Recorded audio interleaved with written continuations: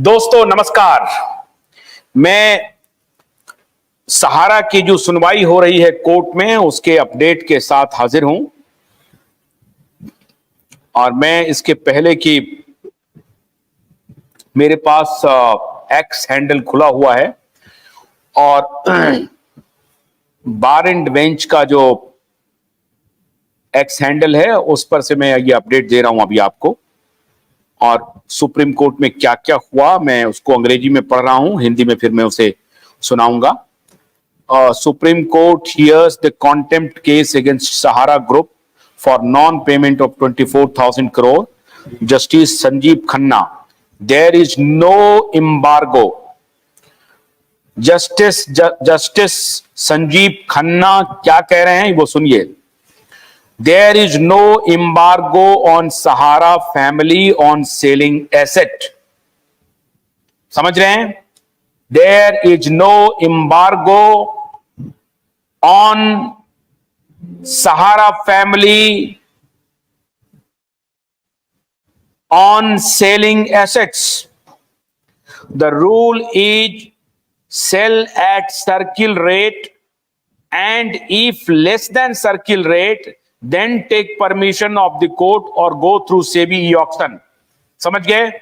अब सोचिए, circle rate के नीचे आप सहारा की प्रॉपर्टी अगर बेचना चाह रहे हैं, ये भी नहीं कि आप नहीं बेच सकते हैं, ऐसा नहीं है, नहीं बेच सकते हैं, ये नहीं कह रहा है कोर्ट। कह रहा है कि पहली बात तो आपके ऊपर कोई एम्बार्गो नहीं लगा हुआ है, सहारा परिवार पर किसी प्रकार का कोई एम्बार्गो नहीं है। कोई भी प्रॉपर्टी को सर्किल रेट के हिसाब से सहारा परिवार बेच सकता है और अगर उस प्रॉपर्टी को सर्किल रेट से नीचे बेचना है तो आप अदालत के शरण में आ सकते हैं, परमिशन ले सकते हैं। बस अदालत में आकर के आप ये एफिडेविट दे दें या पूछताछ कर लें, हमसे जान लें कि साहब मिलॉर्ड मैं इस प्रॉपर्टी को बेचूं। उसके लिए भी कोर्ट ये कह रहा है कि आप कोर्ट से परमिशन ले लें या सेबी के ई ऑक्शन से।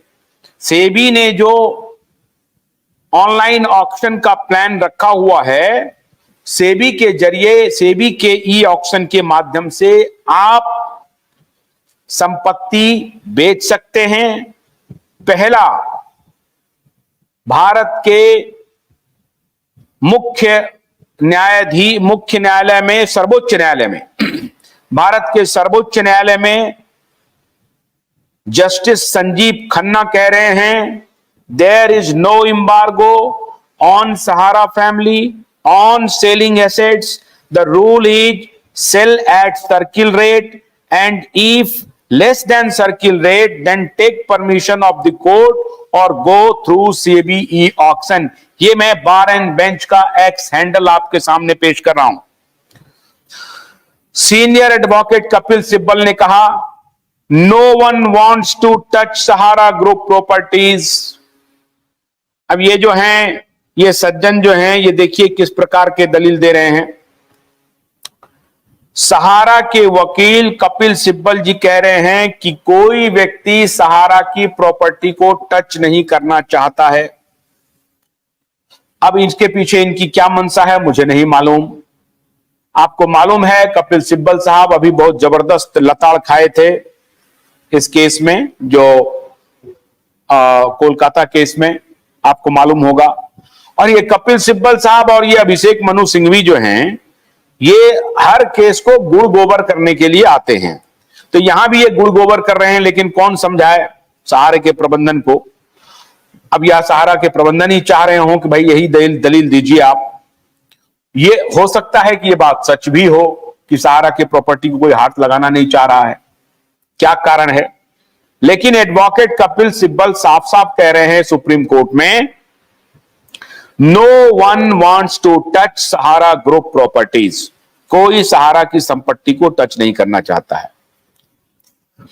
फिर सिब्बल साहब कह रहे हैं, allow me to give you a scheme we want to pay. Sibal साहब कह रहे हैं कि मुझे एक स्कीम देने की अनुमति दीजिए, हम पे करना चाहते हैं। बड़ी अच्छी खबर है। यह खबर सहारा के निवेशकों के लिए बहुत सुंदर बात है। इसका मतलब है कि सहारा सुप्रीम कोर्ट में अपना पक्ष रख रही है। भूल जाइए वकील कौन है। सहारा सुप्रीम कोर्ट में कह रही है कि allow me to give you a scheme. माननीय अदालत मुझे आदेश करें और मुझे परमिशन दें कि मैं आपके समक्ष एक स्कीम पेश करूं, जो स्कीम पैसे आपको देने के लिए है। मैं पे करना चाहता हूं, हम पे करना चाहते हैं। ये सहारा के तरफ से माननीय कपिल सिब्बल जी सुप्रीम कोर्ट में कह रहे हैं। अब पहला जो सुप्रीम कोर्ट का रिप्लाई था, पहला जो ऑब्जर्वेशन था सुप्रीम कोर्ट का, वो ऑब्जर्वेशन था कि सहारा के फैमिली पर, खासतौर से सहारा श्री के परिवार पर या सहारा इंडिया परिवार पर किसी प्रकार का कोई एम्बार्गो नहीं लगा हुआ है। आज ये क्लैरिटी हो जानी चाहिए। कल से अगर कोई थर्ड क्लास के व्यक्ति हमारे लाइव में आकर के किसी भी प्रकार का कोई अनर्गल बयान देंगे तो मैं उनको बोलूंगा ये फालतू बात ना करें। आज सुप्रीम कोर्ट ने क्लियर कर दिया है। सुप्रीम कोर्ट ने साफ साफ कहा है कि सहारा की संपत्ति बेचने पर किसी प्रकार का एम्बार्गो नहीं है, लेकिन अगर सर्किल रेट से नीचे आपको बेचना पड़ रहा है तो उस स्थिति में आप कोर्ट से अनुमति ले लें या सेबी के ई ऑक्शन के माध्यम से आप बेचने के लिए जाएं। अब इस पर कपिल सिब्बल ने अपना रिप्लाई दिया, साहब कि कोई व्यक्ति सहारा की प्रॉपर्टी को टच करना नहीं चाह रहा है, खरीदना नहीं चाह रहा है। इसलिए क्या करें?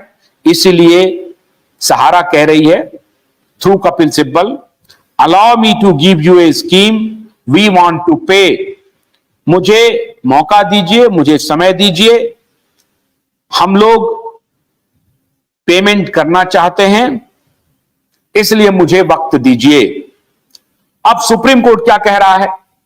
सुप्रीम कोर्ट कह रहा है every property has a market value and the value fluctuates. If the property is developed and then it can be higher, the order of this court is to pay rupees 25,400 crores since 2012. And if interest of 15% is levied, then imagine, Sibbal, this court had held that it is only the money payable and not interest. अब देखिए कहानी सुनिए आप। Supreme court ने कहा कि every property has a market value. जितनी भी संपत्ति आपकी है या कोई भी किसी की भी जो संपत्ति होती है उसका एक बाजार मूल्य है। और अगर आप उस प्रॉपर्टी को थोड़ा देखरेख करते हैं, उसको डेवलप कर देते हैं, मान लीजिए कि कोई एग्रीकल्चरल लैंड है और एग्रीकल्चरल लैंड को ही आप फेंसिंग कर दिया है, उसमें पानी की सुविधा है या उससे एग्रीकल्चरल लैंड से रोड की कनेक्टिविटी ठीक है, वहां से आप एग्रीकल्चरल प्रोड्यूस को मार्केट में पहुंचाने की सुविधा अच्छी है, तो उसका जो वैल्यूएशन है वो बहुत अच्छा हो जाता है। मान लीजिए कि कोई सोसाइटी है, कोई बिल्डिंग है, कोई बाजार, कोई मार्केट आपने बनाया है, अगर वो टूटा फूटा है, टॉयलेट नहीं है, पानी नहीं है, कुछ नहीं है, तो उसका वैल्यू बाजार में गिर जाएगा। और अगर आपने मेंटेन किया हुआ है अपनी प्रॉपर्टी को, तो उसका बाजार वैल्यू बहुत बड़ा हो जाएगा। हम तो आपसे सिर्फ 25,400 करोड़ की मांग कर रहे हैं, लेकिन उसमें यह कहा गया था कि अगर हम उसमें 15% लेवी जोड़ देते हैं, इंटरेस्ट जोड़ देते हैं, ब्याज जोड़ देते हैं, आप समझिए कि 25,000 करोड़ 25,400 करोड़ इंटू 100 बाई 15, अगर वो कर लेंगे तो वो 15% आ जाएगा। और फिर 15% के हिसाब से आपको एनुअल 15% का आपको इंटरेस्ट पे करना पड़ेगा, इतना परसेंट आपको देना पड़ेगा। अब आप सोच लीजिए 15% ब्याज देना पड़ेगा सालाना, तो अब 15% ब्याज के हिसाब से अगर कैलकुलेशन होगा तो बहुत पैसा आपको देना पड़ेगा। तो उस पर माननीय कपिल सिब्बल ने रिप्लाई किया। साहब क्या रिप्लाई किया? उस पर माननीय कपिल सिब्बल ने रिप्लाई किया कि this court had held that it is only the money payable and not interest. तो उसमें यह कहा गया कि नहीं, ये जो है कपिल सिब्बल ने कहा कि सर माननीय मिलॉर्ड, अदालत ने यह कहा था कि जो प्रिंसिपल अमाउंट है उसे मुझे देना है, तो वो हम दे रहे हैं, हमारे ऊपर जो है आप ये 15% का लेवी मत लगाइए। अच्छी बात है। ये हो रहा है, खुद सुप्रीम कोर्ट कह रहा है कपिल सिब्बल जी को, मतलब सहारा को कह रहा है कि पहली बात तो देखिए कि आपके प्रॉपर्टी के ऊपर कोई एम्बार्गो नहीं लगा हुआ है, नंबर 1। नंबर 2 कि अगर एम्बार्गो है तो किस प्रकार का एम्बार्गो है, जिसको कि सहारा प्रबंधन लगातार प्रचारित करती रही कि एम्बार्गो लगा हुआ, एम्बार्गो लगा हुआ। एम्बार्गो नहीं लगा हुआ है। सहारा प्रबंधन को यह बात अब बिल्कुल समझ लेना चाहिए कि वो आने वाले दिनों में कहीं भी इस तरह का अनर्गल बयान ना दें कि एम्बार्गो लगा हुआ है। जो टेक्निकल चीज है वो ये है कि अगर आपने सर्किल रेट जो भी प्रॉपर्टी का है, जहां पर भी आप बेच रहे हैं, खाली प्रॉपर्टी है या कोई बनी हुई प्रॉपर्टी है, बिल्टअप प्रॉपर्टी है, उस प्रॉपर्टी को अगर आप सर्किल रेट के हिसाब से कम में बेचते हैं, तब आपको सुप्रीम कोर्ट या अदालत का आपको परमिशन चाहिए, और या तो वहां से परमिशन चाहिए या फिर सेबी के ई ऑक्शन से आप बेच सकते हैं। दूसरा, उन्होंने कहा कि साहब नाराज हो गए जस्टिस साहब, तो कहा कि देखिए साहब 25,400 करोड़ रुपए तो आपको जमा करने हैं, उसके बाद अगर हम 15% लगा देते हैं तो फिर आपको कितने पैसे देने पड़ेंगे या आप समझ लीजिए। उस पर कपिल सिब्बल जी ने कहा कि पिछले कोर्ट माननीय अदालत ने यह निर्णय दिया था कि जो प्रिंसिपल अमाउंट है उसे भी हमें जमा करना पड़ेगा। अब आइए जस्टिस बेला त्रिवेदी क्या कहती हैं। These permissions were made before also and never fulfilled, that is why we are here today, this is why contempt. अब सहारा के कंटेम्प्ट की भी सुनवाई हो रही है, और जस्टिस बेला त्रिवेदी ने बहुत ही ओपनली कहा, खुलेआम कहा कोर्ट में कपिल सिब्बल जी को, इसका मतलब सहारा ग्रुप को, कि इस तरह के प्रोमिसेस आपने अतीत में कई बार किए हैं और वो आपने किसी भी प्रोमिसेस को फुलफिल नहीं किया है, अपने किसी भी वायदे को आपने फुलफिल नहीं किया है, और इसीलिए it has become the content of court, contempt of court, it has become the contempt of court. इसीलिए ये अदालत की अवमानना बन गई है, और इसीलिए आज हम ये सुनवाई कर रहे हैं कंटेम्प्ट ऑफ कोर्ट पर भी।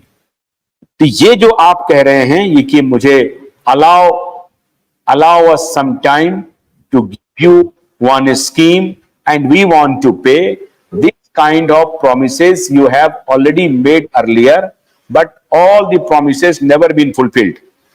That is why it comes under the purview of contempt of court, and I believe that it is a contempt of court. ये जो ऑब्जर्वेशन है जस्टिस बेला त्रिवेदी का। अब जस्टिस खन्ना क्या कह रहे हैं साहब?